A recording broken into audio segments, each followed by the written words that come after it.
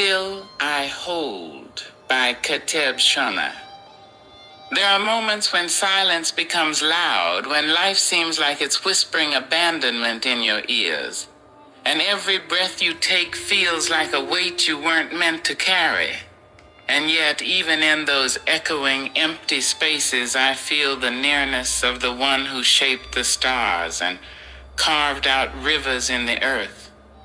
No, I have not been forgotten, and neither have you. The Creator has never turned his face away.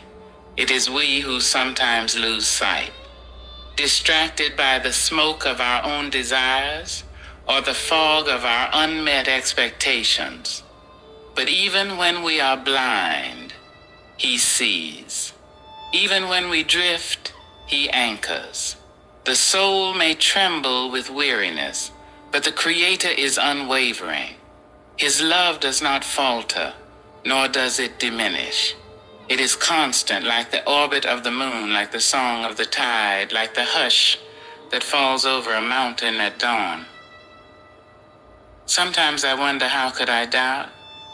Was it not he who found me shivering in uncertainty and wrapped me in quiet assurance? Was it not he who saw my empty hands and filled them not always with what I wanted, but always with what I needed?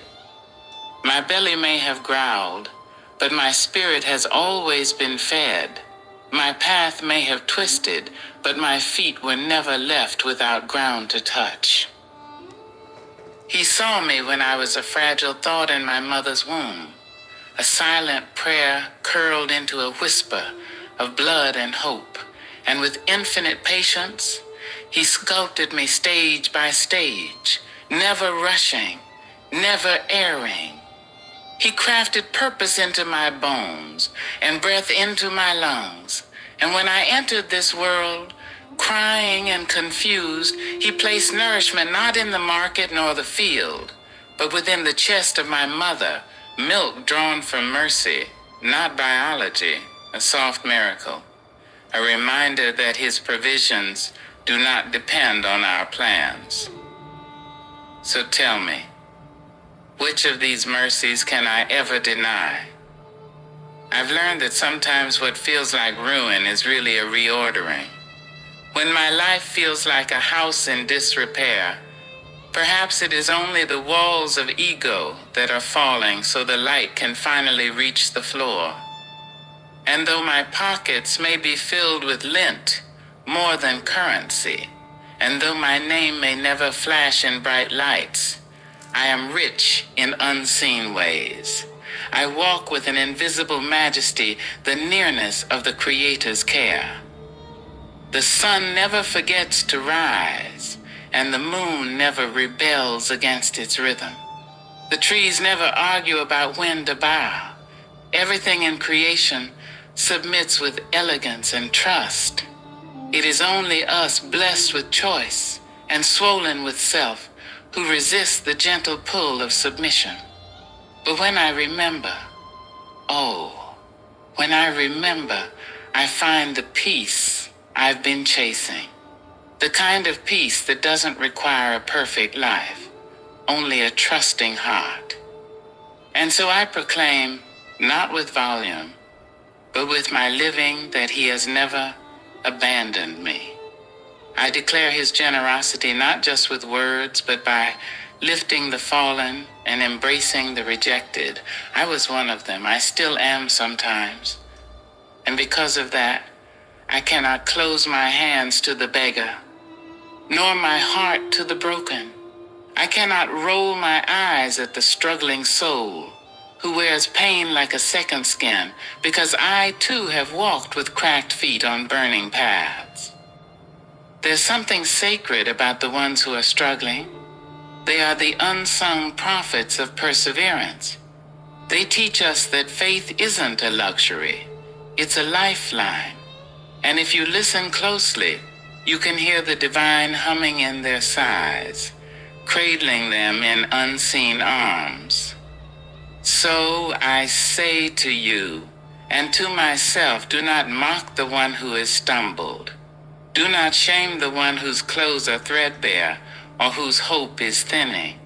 For that same breath of life that animates you lives in them, and the Creator's mercy is wide enough to hold us all, especially the ones we overlook. I remember once standing beside a river in the early hours, watching how the light draped itself gently across the water. The wind whispered the names of trees I'd never learned, and in that stillness I felt an embrace, not made of arms. It was then I understood. The Creator does not shout to get our attention.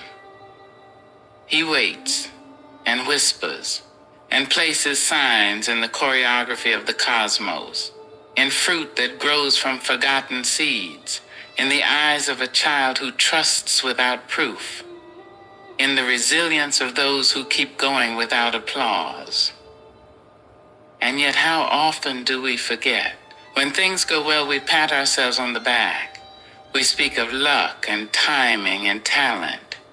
And when things fall apart, we question His presence, as if the one who split the sea and sends rain to barren land would leave us stranded just because we can't see the whole picture.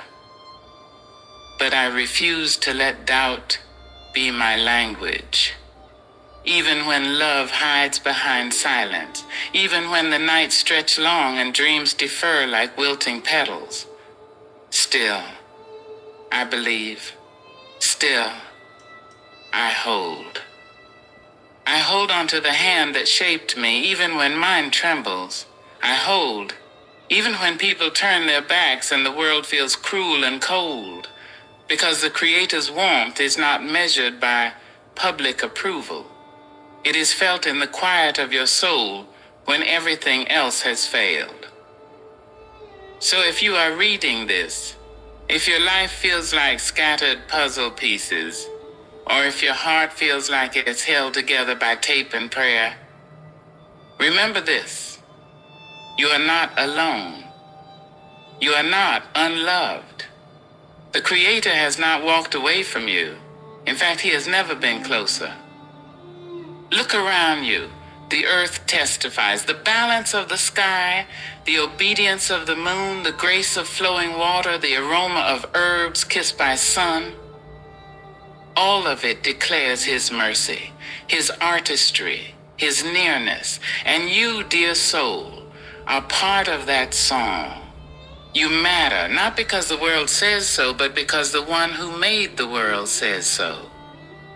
And even if you've wandered, even if you've cursed the sky or broken every vow you made to yourself still, He waits, not with wrath, but with open arms, because He knows what He placed inside you, a sacred spark, a flicker of Himself. So how could I ever deny the giver of all gifts? Though my hands may be empty and my journey long, my heart is full of reminders. My scars have become verses, my struggles a prayer.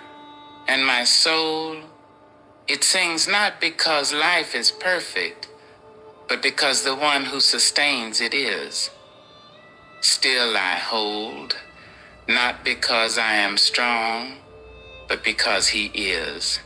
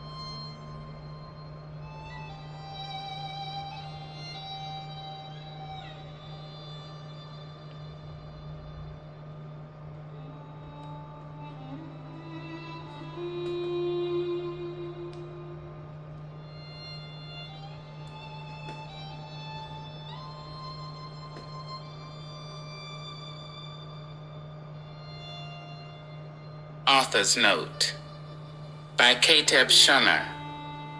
This reflection was born from the depths of my own wrestling.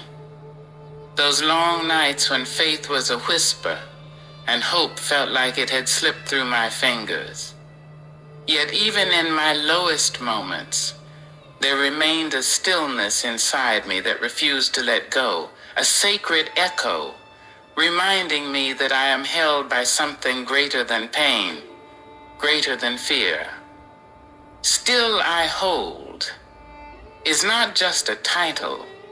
It is a personal declaration, a quiet rebellion against despair, a testimony that even when the path is rugged and unclear, there is an anchor in the unseen, a love that never walks away. To anyone who reads this and feels forgotten, unseen, or unworthy, know this: you are not alone in your questions, your weariness, or your ache for something more. May these words remind you of the Creator's nearness and of the beauty that still lives within your breath. I wrote this not as someone who has figured it all out, but as someone who chooses day by day to keep holding on, with trembling hands, with tear-streaked eyes, with unwavering trust.